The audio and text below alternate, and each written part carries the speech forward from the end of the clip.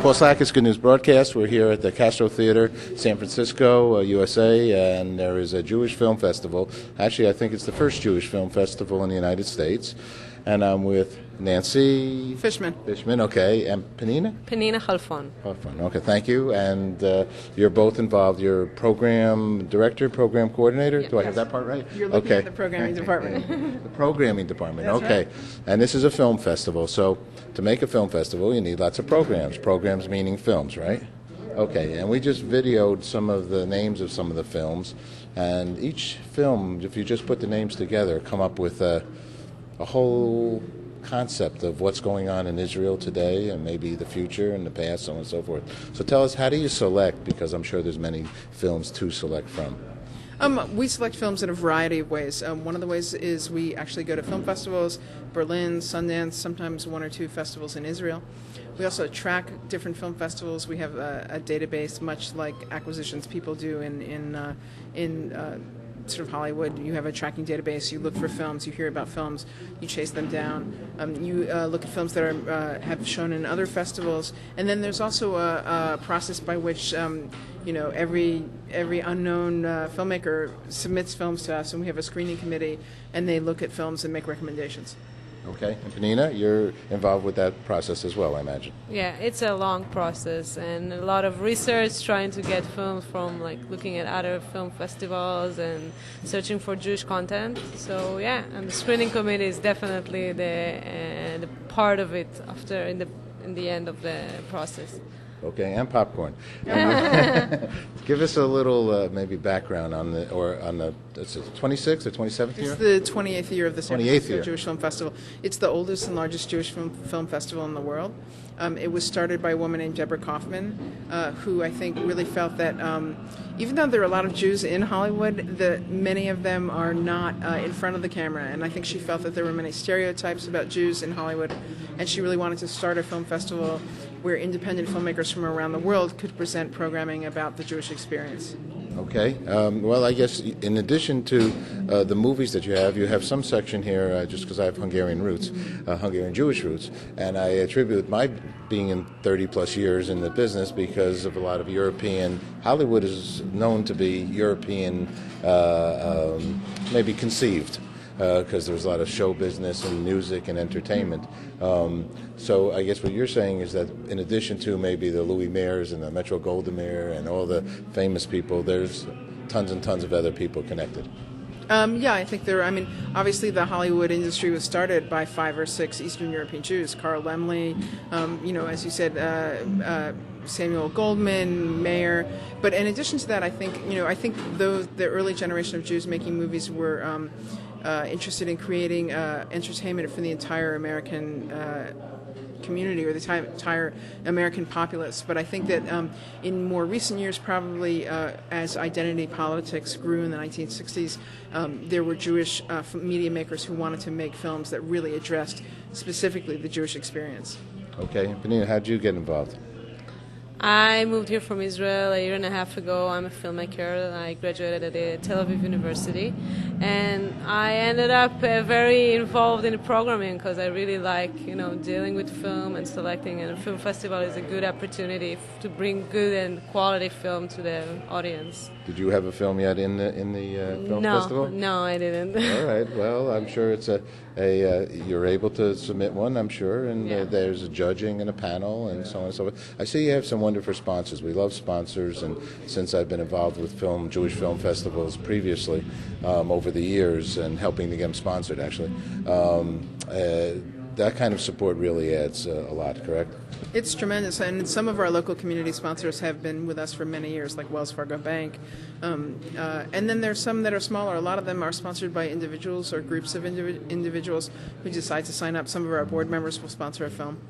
Okay. That's a Vermeer? Vermeer, is it chocolate? Yeah, Vermeer Dutch Chocolate Liqueur, which is a long-time sponsor of our festival. Yeah. So it's been a successful, and it goes for, 2 weeks? 3 long weeks. 3 long weeks. 3 long weeks, and we just started, so we're on the way to a long 3 weeks of film screenings all around the Bay Area, in Berkeley, Palo Alto, Marin, and SFJCC.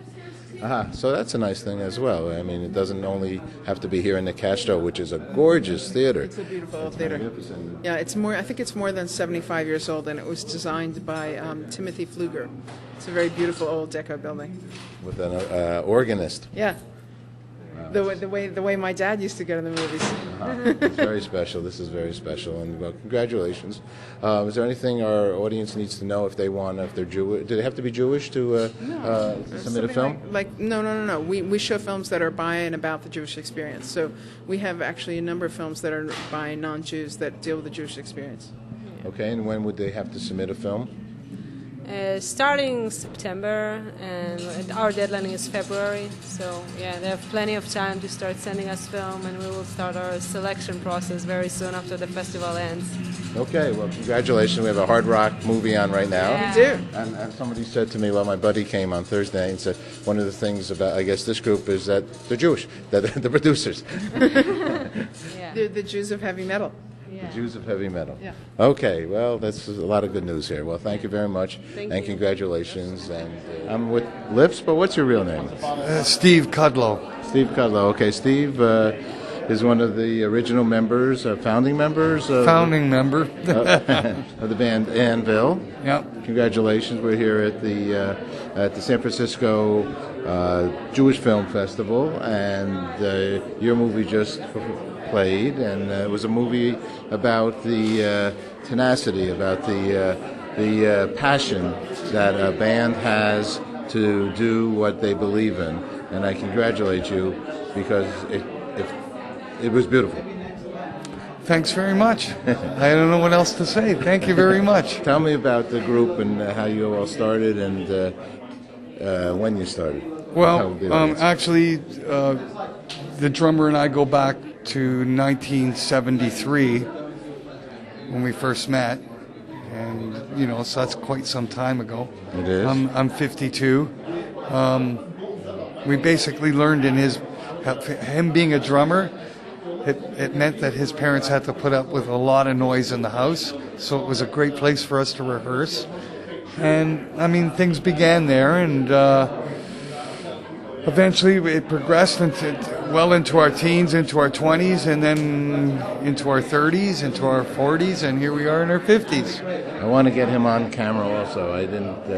He's a little busy now, but I want to bring him because, well, we'll talk about that. But let's take a second in the sense that actually you and I were talking before about you had a dream, have a dream, continue to have a dream, right? That's right. It doesn't matter. You see, the thing is, people think, oh, heavy metal, it's, this or that, or it's immediate negative thoughts. It's actually, it's a form, it's an art form. It could be, but aside from that, the theme of the movie goes far and beyond what the thought of what heavy metal is. It's only a backdrop, a very, very minor detail in a very, very extremely compelling movie. It just happens to be one of the facts. It's not the major fact or the most important fact. The most important facts here are the common thread, the common threads of humanity, the things that we all have in common. And it doesn't matter whether your hair is long or your hair is short, whether you have a beard, you haven't got a beard, whether you're fat, whether you're skinny, whether you're black, whether you're white, whether you're Jewish, it's the common thread of human existence. The value of experience, the value of family, the value of dedication, the value of love in your life. The value of having a dream and fighting for those causes. This is what this movie is predominantly about. Well, I saw that. Well, I think it's the value of having values. Yes, And, that's right. And that's what this movie and what, in essence, you by far come out sharing with the audience, and I think with the members of the group, the band, and that's why I want to get your buddy here, because there is love between you two, and it came out, and it was very well done movie, I will say that as well. And so you're very fortunate that you had producers and crew that were able to capture I sense to be the real you guys. And it is extraordinarily accurate. That's not an easy. That's a real craft. What was done there is it's nothing less than miraculous, and sometimes genius. A level of genius comes from miracles, and what you're witnessing there is a lot of miracles on many different levels, and it will only be a one-time thing for all of us involved, and probably may very well be the only one-time thing for the rest of humanity, for that matter, for something like this to have actually transpired, because it took virtually a lifetime for this to evolve and for this to culminate. I'm on the same page. It's quite remarkable. I know exactly how you feel. Okay, so that's what it actually is. That's what we are witnessing here, and it's not like I'm trying to pat myself on the back or trying to. I'm just saying these things as if they are a matter of fact of how I just basically not necessarily an opinion. Just that's what it is. That's just what we're looking at there. That's all she wrote. It is what it is. That's it. Bottom line. All right. Well. Congratulations. I love the idea that they're showing the movie and then coming out with the group to play some songs, because you get a real sense. When I'm even right here, when you guys appeared after the movie, it's a goose pimple.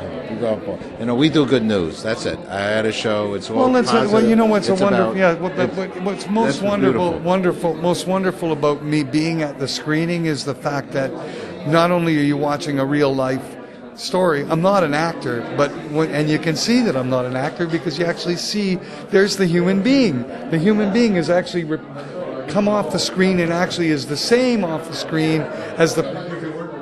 I'm not putting on an act on the screen. So the sense of reality and the sense of the audience being able to relate to me as another person rather than just a character in a movie. That's a difference in itself, and also for the audience to actually have the ability to change my future, and be somewhat the epilogue of the story. It's not very often that you have control over the ending of the real ending of the story. All right. I Hi. talk to This Rob. is your buddy, right? You guys, congratulations. Okay, thank you. And I love the scene when you two guys are, a little bit frustrated, stressed, and making Me this. stressed? No, you weren't stressed. You said, "I'm not stressed. That's I'm right. calm." That's right. But you were you appeared to be in the movie more stressed. Plus, you had your sister helping out with the Buccos, and you want to make it all work. But you guys have been buddies for a long time. What has kept your relationship? How long do you know each other? In years, it's 19. How long has that been? It's got to be Since 70. 37 years or something. I don't know, 37, 38 years. Okay, for all those years, what has kept you guys to be able to be here right now today at this moment? So we share the same love and passion, which is the music that we create. I would think that would be the main catalyst for it all. Okay. Plus, we're like brothers. We're brothers. Born brothers by birth. We're brothers of a different mother. Yeah, we're brothers of a different mother.